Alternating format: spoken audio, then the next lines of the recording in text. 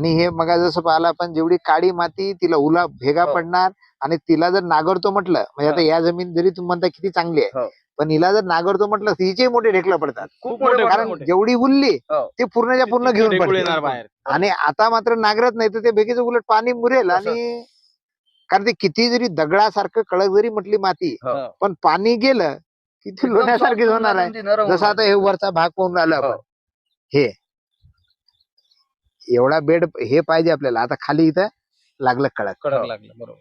आता इथं भेग पण आहे अजूनही. हो. हे हो, हो. सीट बेड पुरतं तर झालंय. साहेब आधीची पद्धत कशी होती? बरं, नांगरणीच्या जमिनीत न नांगरल्याच्या पेरताना काय फरक दिसतो? म्हणजे बियाणं दडपणं, धापणं वगैरे काय, याच्याबद्दल? आणि काय साहेब, नागरडीची जर जमीन असेल, समजा पाऊस कमी झाला तरी त्याच्यात तुम्हाला थांबावं लागते, जास्त झाला तरी थांबावं लागते.